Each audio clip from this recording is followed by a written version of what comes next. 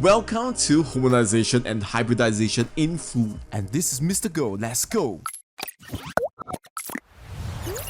So the food landscape, especially in Singapore, offers a great variety of food options, and they provide the locals easier access to foreign flavors without having to travel out of the country. And Singapore actually is susceptible to a lot of foreign influences, especially in terms of food. And the presence of foreign food culture, they shows that Singapore actually embraces some aspects of these foreign influences. Let's talk about a discussion. If you were to list down the food outlets in a mall near your house, can you come up with the different types of food that are available?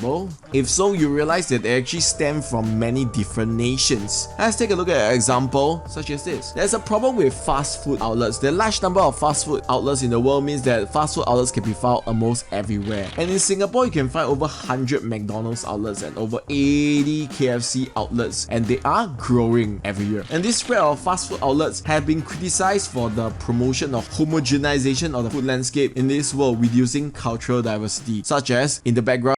Can anyone resist crispy chicken thigh with a freshly fried egg and sambar to top it all off?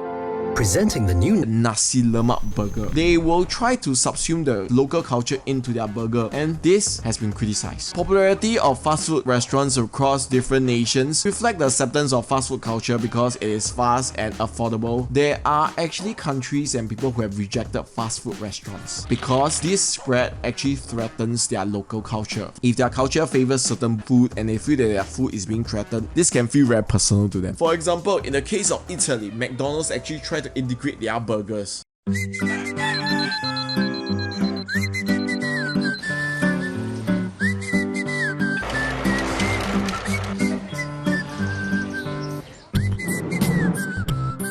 Quando il gusto McDonald's incontra i sapori tipici della nostra tradizione, nasce McItaly, con ingredienti al 100%. And this was rejected. They call it the McItaly. Look at this burger. They say it's 100% Italian, but hamburger in the first place is never part of their diet. In the 1980s and 1990s, McDonald's actually expanded rapidly with the opening of restaurants beyond U.S.A. So now we're gonna have McDonald's throughout the world. So its successful expansion means that consumers have more choices beyond their local and traditional food. However, it was met with resistance because they say that it is another form of subtle brainwashing from the American culture. So is that so? For example, in 1986, many Italians actually protested against McDonald's plan to build its first fast food restaurant because they feel that it's encroaching into their territory. And with bowls on pasta's hand, the demonstrator actually protested against this Americanization of Italian culture, and they threw the pasta, obviously. So however, McDonald's outlet is still in operation. There are more than 400 outlets now, so probably the protest is in vain, but there's still this resistance still gnawing right at the essence of the cultural fabric. So what can this show about the change in Italian attitude towards the fast food culture? Is this something that is worth being of concern, or is that something that we can ignore? Next, we take a look at Bangalore KFC. So in 1996, KFC was actually attacked by a group of farmers, and this is one of the pictures taken there where they asked people to boycott KFC. They actually demand that fast food chain leaves India, and the reason is because KFC has been accused of threatening their agricultural practices. They impose Western farming methods on local farmers. So the previous method that they have used, which they think is more ethical, is now being replaced or perhaps coerced to change by the Western kind of farming. And many farmers who are unable to afford the intensive and expensive farming methods, they actually risk losing out, and they are forced to close down because they lose their business. And KFC actually will buy from those bigger farms who are able to produce those chickens. And if you don't produce according to what they actually expect, they won't buy from you. However, there are many foreign fast food in India with over 300 KFC outlets. So what are the benefits of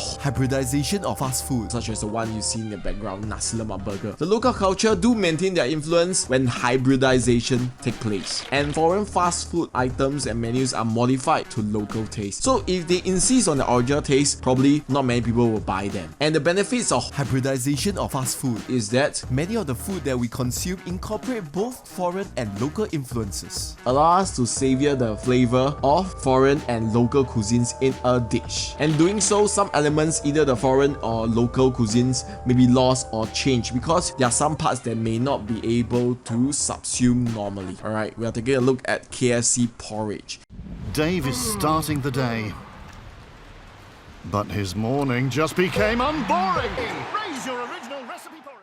The idea of porridge is never in the KFC, but for some countries such as Singapore or perhaps Hong Kong, porridge is a staple for morning breakfast, and if they are allowed to do so, that will probably cater to their local consumers. So the conclusion is that cultural impacts of globalization, they can lead homogenization, where the foreign cultures actually changes local culture, and this reduces cultural diversity because more cultural influence become more similar to foreign influence. You will lose your own culture. Is that something you want, or your parents want, or their ancestor ones? So does 1 + 1 equals 11? Does adding foreign culture and local culture into a country give you the same results? However, globalization can also result in hybridization, such as adaptation of foreign cultures. They will be integrated into local culture, and this may enrich cultural diversity. So you will have both local and foreign cultures. And that will come to the end of chapter 10. Thank you very much and have an awesome day. Stay tuned to the next video.